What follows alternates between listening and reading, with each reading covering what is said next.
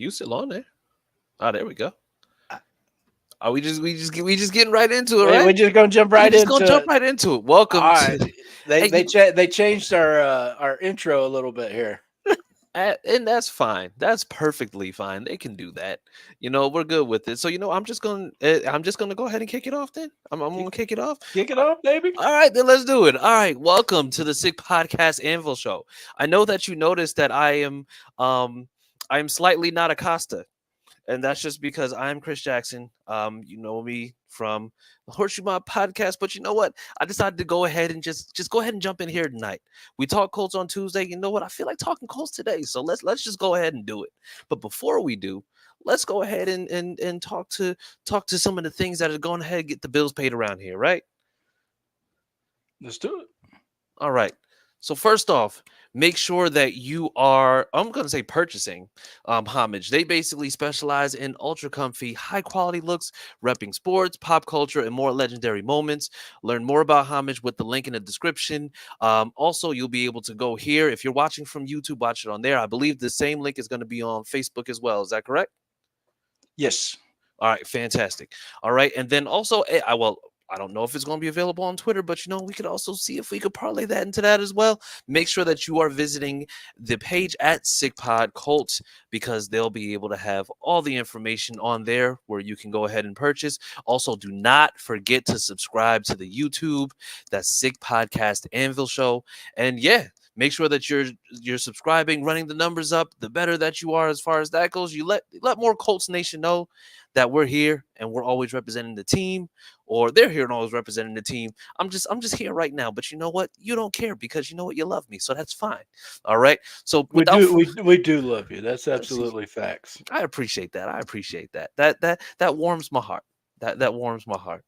But I'm getting ahead of myself because you know what? I'd be remiss if I didn't go ahead and just say, do y'all have like y'all are snazzy over here. So that means that y'all got like the intro video or whatever it is. Oh Or are we yeah. just going, oh yeah, so you know what? Go ahead and play that intro. Because otherwise, how would people know who we are? And that's a wrap. Hope you don't miss us too much until next. Turn up your volume. Because you're about to listen to The Sick Podcast. And Bill Show. Intercepted! Marlon Jackson! Marlon's got it! We're going to the Super Bowl! We're going to the Super Bowl! Marlon Jackson with the interception! He picked off Tom Brady! The sickest Indianapolis Colts podcast. It's gonna be sick. I was about to say, did they get sick of me and cut it short? Yeah, well, I think Sammy's a little tired. He started playing our outro for their intro. But once again, weed's legal over there in Canada, so it is. yeah. Oh, I had no clue. Sammy might be rolling and token, man. I don't know. If he is, I don't see why not. However, I don't know I ain't their mad at work him. hours. I don't see why not. But we're not going to go too far off the walls. Welcome back to the Sick Podcast Anvil Show, where we're coming to you with everything Colts and just Colts. That's it. And as you can see, there's two of us. I'm not going to go ahead and introduce myself as a guest. Got to introduce the big guy, Big P. Whoop. Let the people know. What's going on, y'all? Big P here. Anyways, Acosta was going to be with us, but he got stuck at work. He had a fellow driver have some health issues, so he had to pick up his route to make sure everything got done. So we're going to say a silent prayer for his coworker and wish him all the best and talk some Colts football. Fantastic. And I'm Chris Jackson. As you know from the Horseshoe Mob podcast coming on here, we come over here and we make sure that we show up for family, right? Because this is all family, and that's what we appreciate. So glad to be here. And I appreciate you jumping in again for me, big dog. It seems like I call you whenever I have troubles. And that's fine. That's what phones are for, and that's what friends are for. That's right. So that's what I'm talking about. So you know what? Without further ado, let's just get into it. Because matter of fact, you were at training camp this past weekend. Sunday, yes. So, and you got a chance to see some great things coming out of training camp. So just, I'm gonna say, let the people know just like what you've seen, what your impressions are, the guys who have been impressive, the guys who may not be making the best impressions. Just give us the synopsis of everything. Well, from what I've seen, I'm not going to veer too far off of what everybody else has already been talking about. The Colts do a really good job putting out videos of training camp. Hmm. And I want everybody to remember something because we get beat up on Twitter or X or whatever you call it nowadays. Um, Credentialed people get beat up a lot on X because we don't show a lot of training camp videos. But I'm telling you guys right now, there is a time when media can record and take photos, and there's a time you can't. So basically, the only time we can take videos and photos is in the warm up sessions. That they do run some drills, they do the stretches, but as soon as they start 7-on-7, all phones, cameras are put away. Yep. So if you're yelling at media people that we don't put enough training camp information out, training camp videos, this and that, it's not our fault. Hmm. We have to do what the organization tells us to. But I will give you two people that you should follow on X if you want the bare knuckles information about each camp. One, follow Jake Arthur. Yeah. And two, follow Romeo the Kid. Did I say that right? Romeo Kid. Romeo Kid, but James Boyd. Romeo Kid, James Yes. Boyd, right. Both of those guys, Jake works for SI, and what's the other guy's name? Well, James Boyd. James. Yeah, James. James works for the Athletic. Them two do, if you ask me, in my opinion, them two do the best job every day at camp, putting out information, because they're really good at what they do. They might not put out a lot of videos, but they put out a lot of tweets. Anthony Richard just had a 60-yard drop to MPJ. They do tweet stuff like that out. Now, they ain't going to show video because the Colts won't let us take videos during those times. So don't be too upset with the Colts media people that's out there, because they are really restricted with what they can do. But if you follow those two guys, you'll get all the information that you want. Now, of course, when we're out there, we will post what we see, what videos we take, things of that nature, but we're not always out there. But Jake and James are. So definitely look them up. Yeah. If you don't know who they are already. Yeah, absolutely. And to double down on your point, just being out there, like when we were out there, you do have a time beforehand when they're going through stretches, they're kind of going through drills, but then when they start going through just more of like the 7-on-7 play stuff, that's restricted only to Colts media. So you can't navigate that. There's no way around that. And the thing about it is, you also have to remember that anything that is recorded during that time when they tell you not to be recorded, they're not going to just say, hey, you can't do that. They're going to kick you off the field and potentially go ahead and pull your credentials altogether. Absolutely. So the thing is, like I said, I know we live in a society where we want content all the time, and we want things as quickly as we can.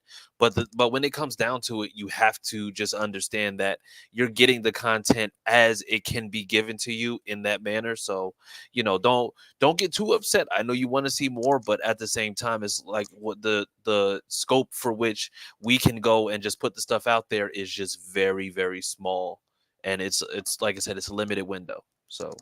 Yeah, it really is. And I can be a knucklehead sometimes. We're just gonna put that out there, and y'all can do with it what you want. Because my second year of having credentials, the anvil's pretty large, and we're only allowed 2 credentials, each day that we get them.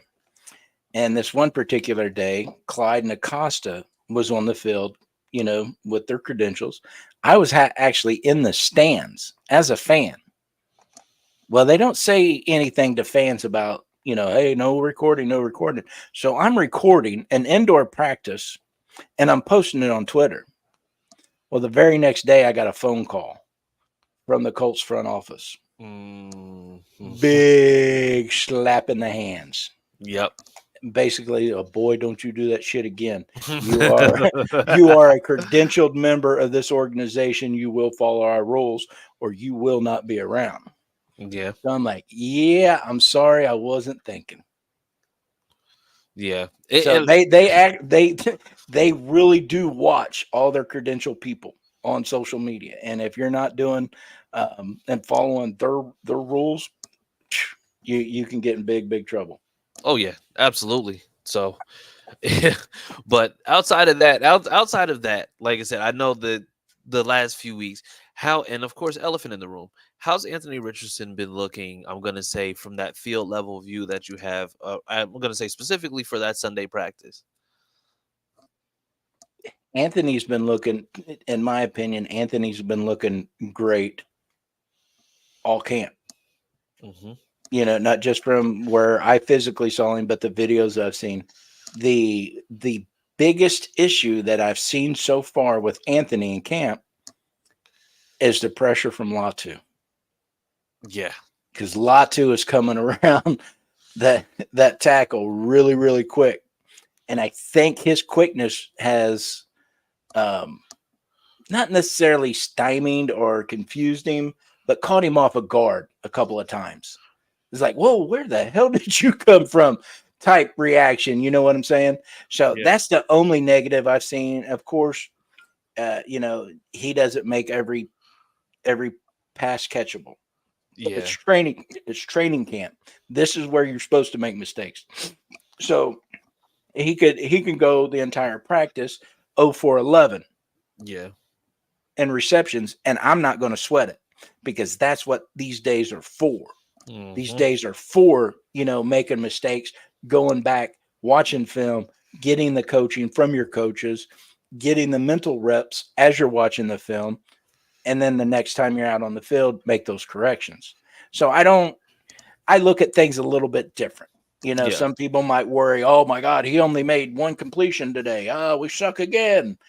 No, that's not it. That's not the case. Yeah. It's, everybody can have a bad day, but it's what you do with that bad day that makes the difference. Absolutely. And I guarantee you, there's sky cameras all over that field. Every inch of every play is recorded, and they break those films down. Yeah. Yeah. So he's getting a ton of mental reps. He's now having to put that quick pressure on him is even going to make him better. Absolutely. We've heard several players already at the media booth, Josh Downs, Pittman, Zaire, even JT said it the other day when I was out there. Iron sharpens iron. Because the ESPN guys and all those guys are always saying, well, what's it like going against Zaire Franklin, the NFL tackle leader, blah, blah, blah. Man, I love it. Iron sharpens iron, and every player that comes into the media tent says that. And I believe it. It's very, very true.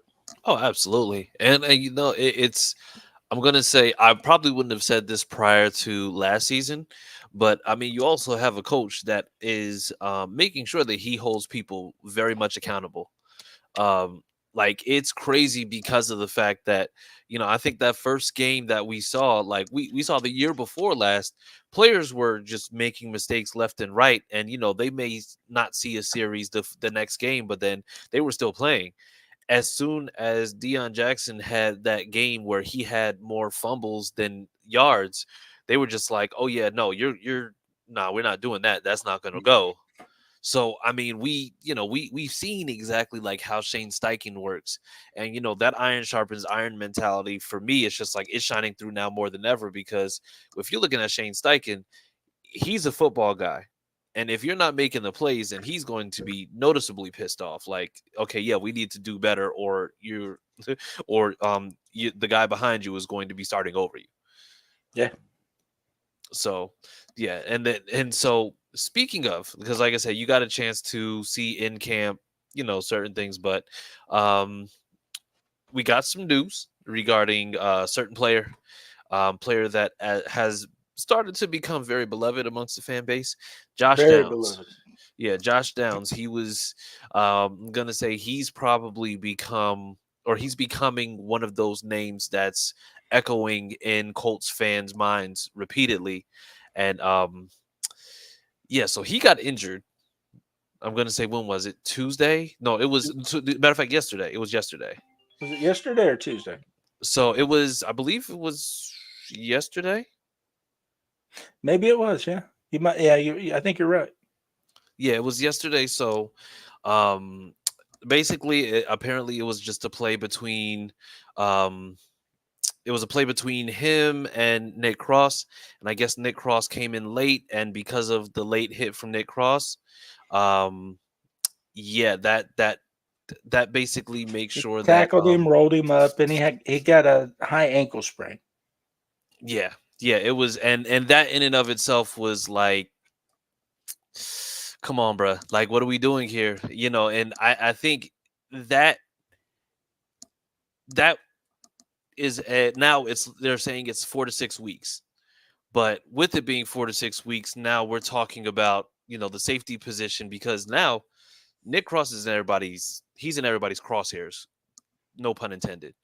Um, but he's in everybody's crosshairs. So now this whole Josh Down situation, because I'm looking at it like, okay, he's out 4 weeks. That's pretty much all of preseason. So he's just going to rest up for preseason, potentially be ready for the regular season. But what are your thoughts on this? Because the thing is, like, you have people who are saying it's just football, and you have some people who are just being like, "Oh, just cut him." And I'm like, how are you feeling about that? Like, that sentiment? I feel yes. Yes, it is football. Yes, injuries happen. Yes, is it a contact sport? Yes. But was it 7-on-7? Are they supposed to be tackling? Now, see, I don't know what the coaches have told these guys. Okay. I don't know if the coaches said no tackling on 7-on-7s. You're in pads and that ball snapped. I'm sorry. You can't, it's hard to turn the switch on and off when you're in pads. Yeah. I'm sorry. We love these guys. We love the team. We love the sport. But individually, these guys are warriors. Yeah. Okay. They're alpha males, every single one of them. You don't Yeah. just flip a switch and tell an alpha male, stand still. Don't do nothing. You don't do that. Now, if the coach said no tackling on 7-on-7s and he still come flying across the field and wrapped him up and rolled him, yeah, that's on him. That's his bad. But I don't think he did it intentionally. I don't think he did it maliciously. Yeah. It's just one of those plays that happen. Yeah.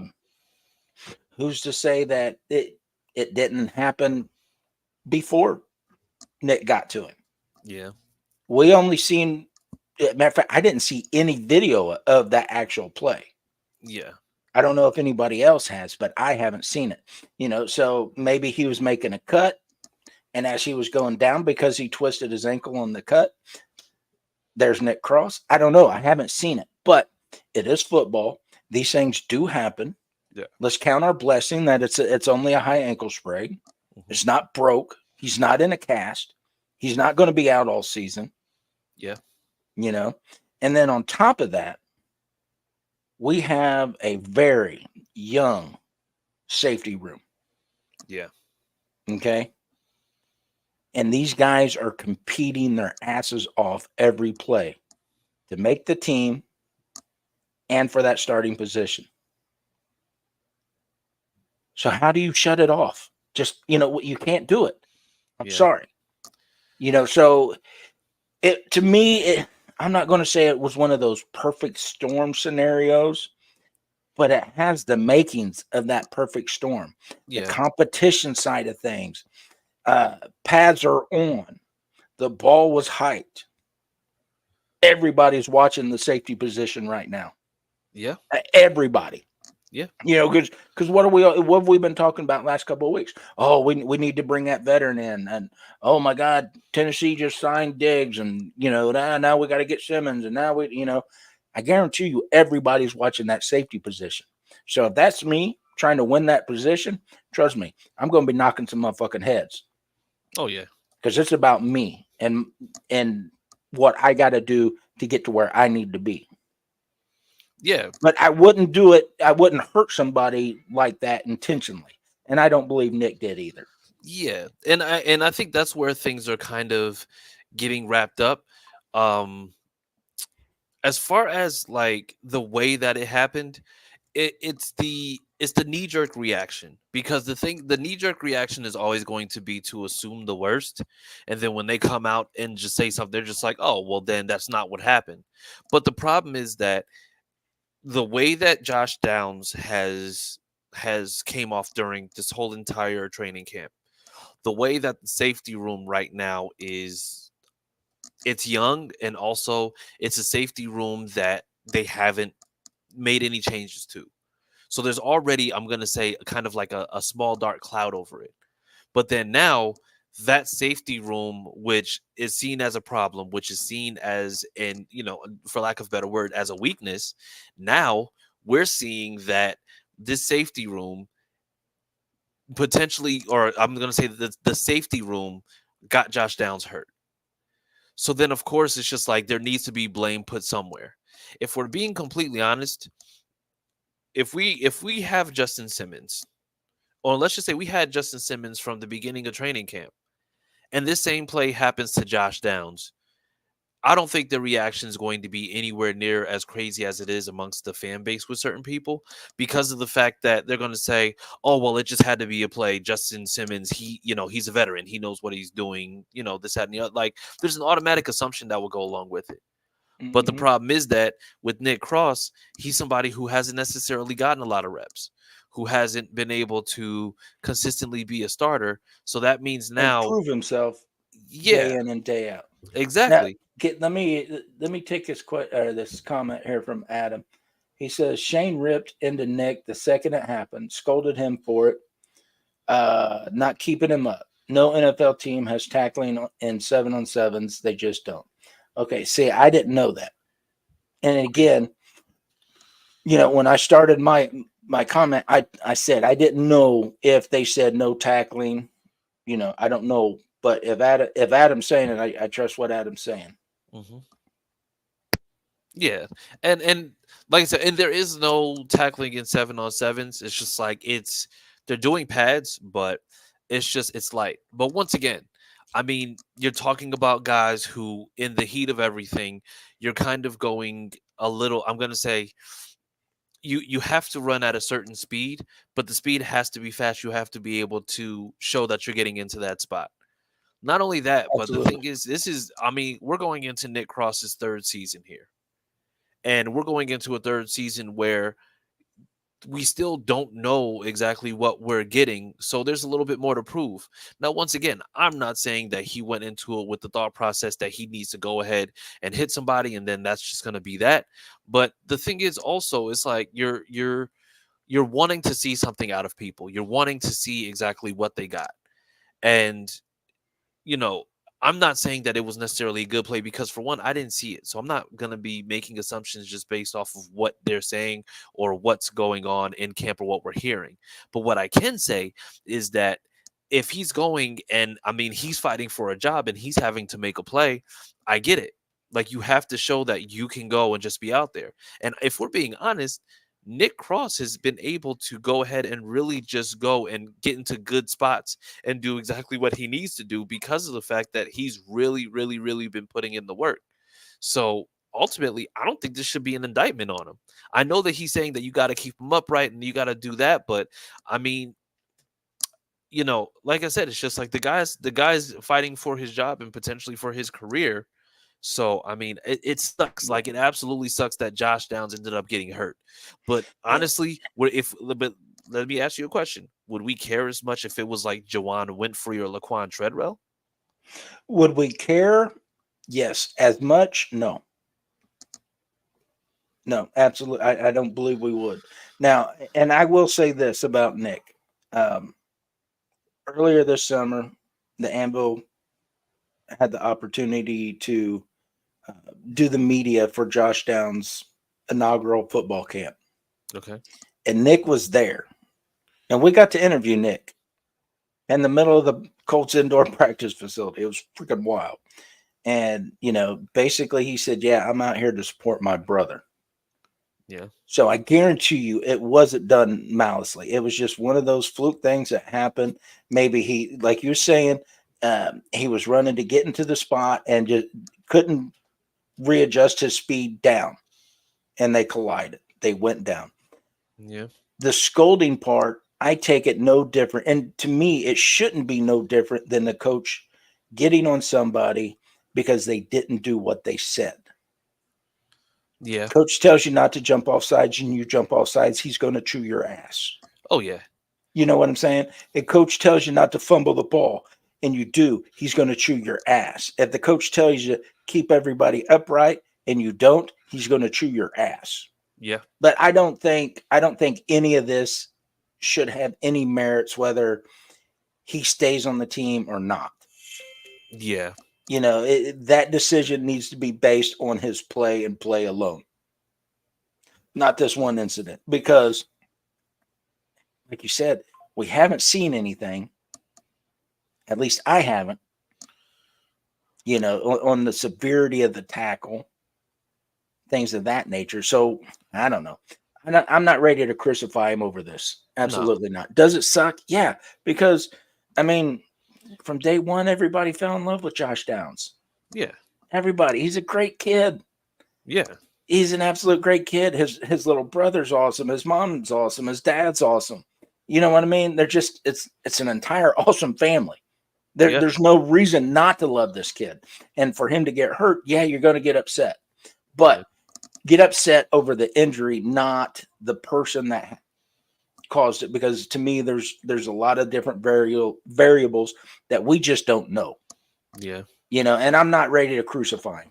No, and I don't think that he should, because once again, it's like this is a team right now where it's just like AR is healthy, and so you have a healthy AR, you have a healthy JT. It's just like the team itself is just like, okay, you're looking at what the team could have potentially been last year had AR not been hurt. So ultimately, everybody is just looking for something to kind of resort to, because expectation and anticipation is at an all-time high.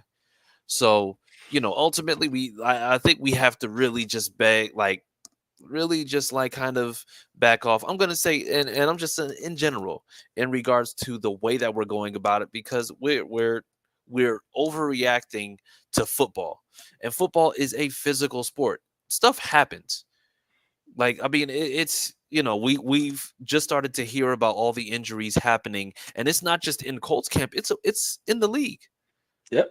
Absolutely. Like people are already getting hurt every year. Exactly. And it's like I said, it's football. So football things are going to happen. So no matter whether it's Josh Downs or Austin Ajiake or however you say his name. Say that twice real fast. No, I'm not doing that again. That was hell. That was absolute hell trying to say that. You heard my heart skip a beat on that one. That was rough. But but like we have to just get to a point where, like, you got to separate the people from the actual sport. Now, if he was in there just trying to make a name for himself, then taunting him afterwards, oh yeah, he's a POS.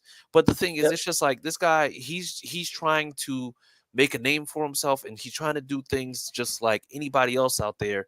And this is in a group that right now everybody is saying is a glaring weakness. Everybody is saying that a bunch of these guys aren't ready.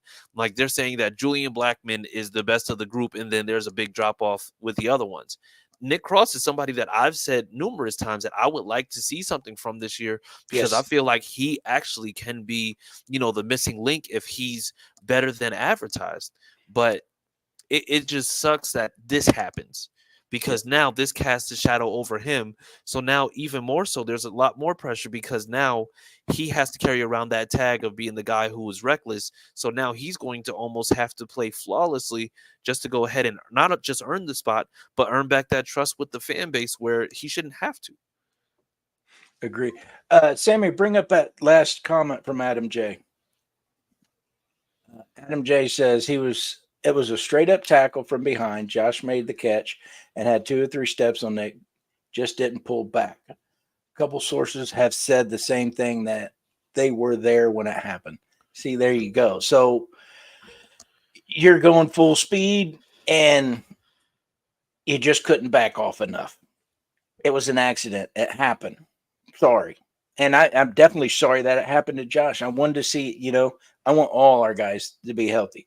But now, this brings up another point. All right, so he's out 6 weeks, 8 weeks. Maybe the Colts want to make sure that high ankle sprain is healed to perfection and it's not going to linger all season. So he misses 2 or 3 games. Yeah. What are you going to do? Well, the rookie, Robbie Gould's going to get a chance. We're going to definitely see more out of him. Anthony Gold. Anthony. What did I say? You said Robbie Gold, the kicker Robbie. from the Bears. Duh. Been a long day. Yeah. It's all good. It's all good. So Gould's going to be there. He's going to get some more playing time. So we're going to be able to see what he can and can't do. He's not just a returner. This kid's got some skills. Okay. Yeah. And even if the organization doesn't think he's ready, game 1, you got AD and Pierce fighting for a spot. Exactly. And they are fighting like hell for that spot. So you take one of them and you put him in the slot position. Now who are you going to cover? Yeah. The team is going to be okay. Yeah. Now, does it suck that we don't have Josh out there? Absolutely. But team-wise, coming into week 1, we're going to be okay. Team-wise, they better I think somebody said it. Was it Eric Griffin said that Nick's in his head? I can't. Sammy, if you can find that comment, bring that up. But yeah, he probably is, because he's sitting there calling this man his brother, and he hurt him. That's going to mess with your psyche a little bit. Oh, so yeah. the coaches better get in there and get him out of his head and say, listen, I didn't want you to do that in 7-on-7s, but you better do that in the game time. Oh, yeah. You Absolutely. better do that on 11-on-11. You better be in the right position. Yeah. You see what I'm saying? And they better take this opportunity and make it a coachable moment for both Downs and Cross. Oh, yeah. Absolutely. Hey, you did this and you got caught from behind, you got rolled up. So next time, try this. Yeah. You see what I'm saying? There's coachable moments in everything we do. You can always find the positive, and I hope that's what our coaching staff is doing, because I don't need Nick Cross getting the starting job out there questioning himself. Oh, yeah. Absolutely. I want him out there crushing people. Yeah. Just not our people. But you know what? Like, I think the biggest indicator of Nick Cross and his readiness is going to kind of be how he rebounds from this. Because Absolutely. it'll be very easy to get in your own head to say, oh man, like I messed up. And then, you're kind of carrying that with you, and it's affecting the way that you play. Nick Cross, to me, absolutely can be a guy that is fast and that can hit. He can do all these great things. But the thing is now, is he going to be hesitant when he goes into certain things? Is he going to pull back? Is he only going to be playing at like 60% speed as opposed to going to 80% and learning how to control it? If he goes and he's able to take this moment as a teachable moment and be able to just go ahead and just be like, all right, this is the way that I can approach this. This is a better angle to be able to make sure that if I'm going and getting to that spot, this is how I'm going to be able to do it. And not just that, but also to be able to just go in there and just say, you know what, let me just go ahead and just clean this up. And then let's just say he gets into this game with the Broncos and then he's out there hitting and getting picks. Then as far as I'm concerned, I think that at that point, that'll show, you know what, he might be more ready than what Ballard might have advertised originally. He totally redeemed himself. Yeah. And I think redemption is going to be fantastic in regards to that. So I do want to see how he rebounds and how he really just gets to it, especially with this game on Sunday. Absolutely. Absolutely. So then, with that being said, because like I said, I know that we talked about Josh Downs, we talked about Nick Cross. So and who's one person, and I asked this the other day, and I wanted to get your opinion on it. Who's one player that's really just kind of exceeded expectations for you in training camp that you've actually gotten to see? Well,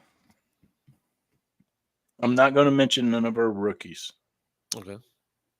Okay, because we've all seen what they've done. We've all spoke on them guys quite a bit. But somebody that I was a little bit worried about this year because he got a big contract. A lot of times those big contracts comes with a big head. Yeah. And play goes down. We've seen it time and time again. But right now, I'd say I'm not going to say the most impressed, but very impressed by Zaire Franklin. Keeping the motivation going, keeping that energy on the field, keep being the dog that he is. Yeah. So, because we've seen it. How many times does one of these players get a big old fat contract and then next thing you know, they're out half the year or the whole year? And they just never seem to come back. Yeah. The way they were prior to that giant contract. Well, Zaire signed a pretty nice extension this year. So my thought process is, damn, I hope my guy don't go down that road. Yeah.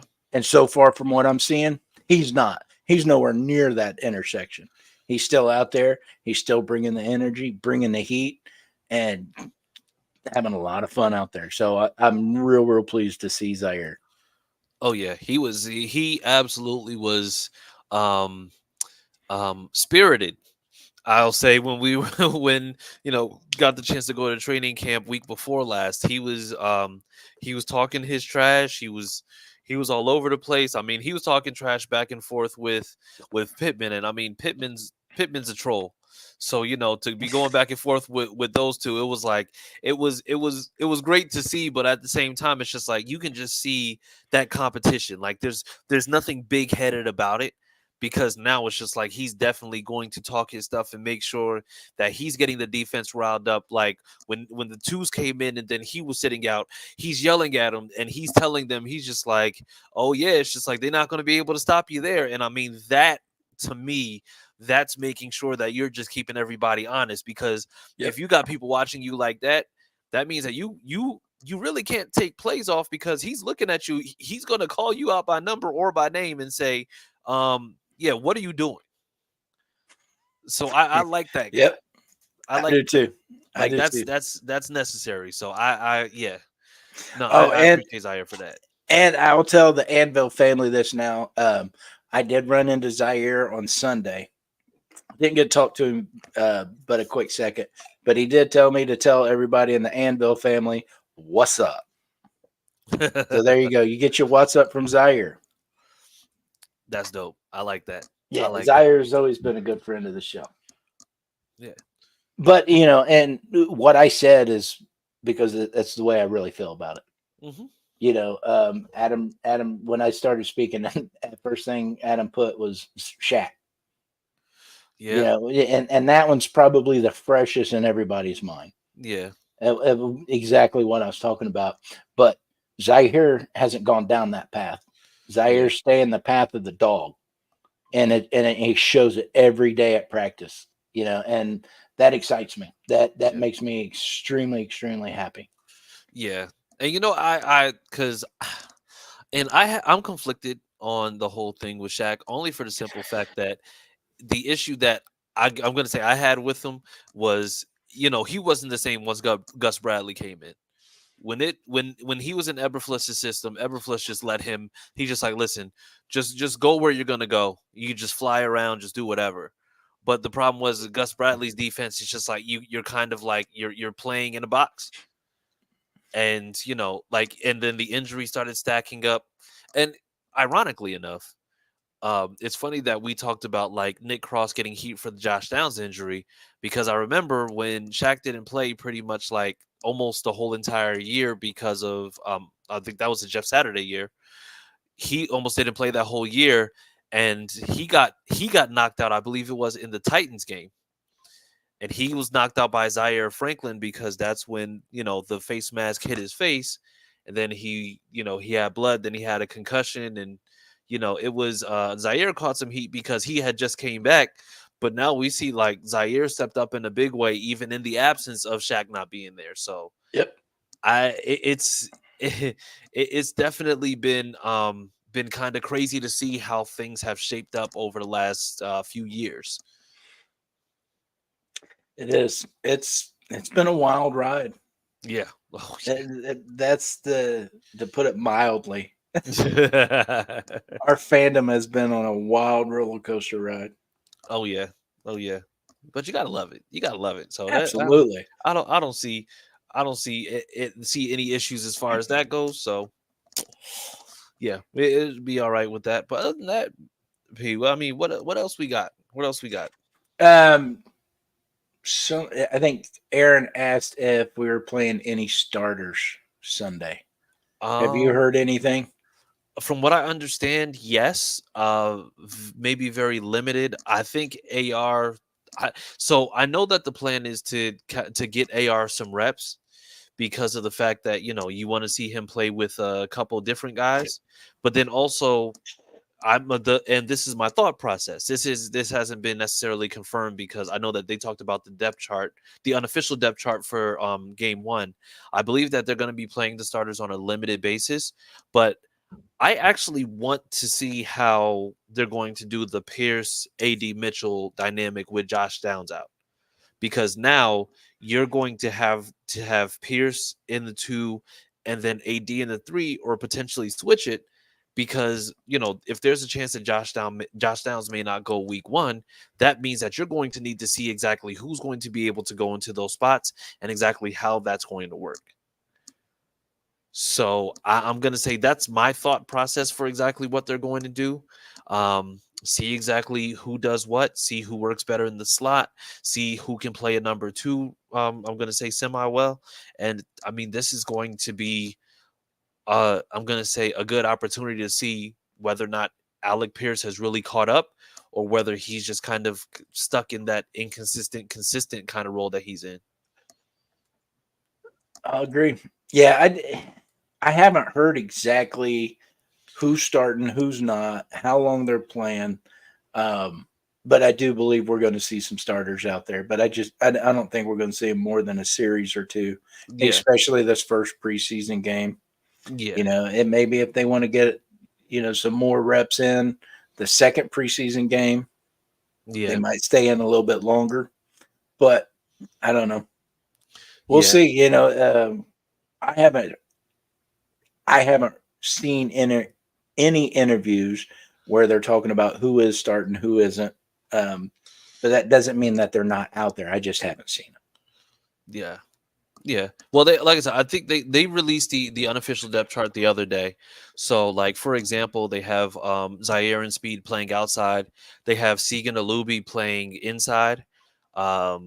So yeah, and I think Daniel just said, Vittori said he would like to see what Shane did last year with about 30 snaps for the first team offense. So, like I said, I think we'll see a good amount of what it's supposed to be. Though they'll put I would like to see AR be out there for maybe a quarter, just to see what he can do, and just to see how he's going to work within this offense, because that's going to be the indicator of how far this team has come and exactly how far away they are from truly just being exactly what we think that they can be. Okay. Well, all right, brother. We're about to hit our mark here. You got anything else you want to throw in? Yeah. I'm just here so I don't get fined, and I'm thankful. And I eat Skittles. No. No. My final thoughts on this is, if you guys are going out to the game this weekend, have fun. Yes. just have fun. Don't worry about this. Don't worry about that. Just go, take the family, have some fun, drink a couple cold ones, get you a hot dog or two, and just have fun. The real season starts on the 8th of next month. Yes. So that's when we'll get fired up. Oh yeah, absolutely. And most of all, be safe, because like I said, we're excited for football, but listen, let's try to make sure that we're safe so that we can see more than one game this season. Yeah. And we definitely appreciate everybody that's jumped in the chat. Kevin, Aaron, Rebecca, Teresa, Daniel, Adam, Jay, Eric, you guys rock. We absolutely appreciate each and every one of you guys. Tyler, if I missed anybody, forgive me. It's been a long day, very long day. And it's going to be a short night because I do have training camp tomorrow morning. Hey. So I'll be leaving early. So, well, have fun. Make sure that you send me all the scoops. I will send you everything I can. Yeah, absolutely. I love it. I appreciate it. And tell the Horseshoe Mob we appreciate them letting us steal you a time or two here. You really stepped up and helped us out, man. Yeah, definitely appreciate you, brother. Not a problem at all. Just glad to be here. Glad to be just being able to contribute to Colts Nation, So I'm thank you for having me. Appreciate you. And yeah, it's awesome as always. And Stacy, I said your name. Use the first name I said. Don't be getting mad at me, psycho. Hey, Stacy. What's going on, Trace? Everybody. I can't stay too mad at her. Her son's my little buddy. Exactly. And by the way, tell my mini bestie I said what's up. I will. By the way, Clyde, no shade, all shade. All right. So just letting you know. That's an inside joke. If you want to reach out to me, I'll be more than happy to tell you that joke. Thank you, Stacy. See, I'm Stacy's fave. See, right? There you go. Yes. But yeah, so with that being said, guys, thank you for having me again. We appreciate you. Pat, thank you for having me. I don't know how you officially sign off, but I don't know. I'm gonna make something up until you go ahead and chime in. Sick Podcast, Anvil Show. Bang that bitch. The Anvil's amazing. Get us out of here, Sammy. There you go. And that's a wrap. Hope you don't miss us too much until next time. Follow the Sick Podcast Anvil Show on YouTube, Instagram, Facebook, Google Play, and Apple Podcasts.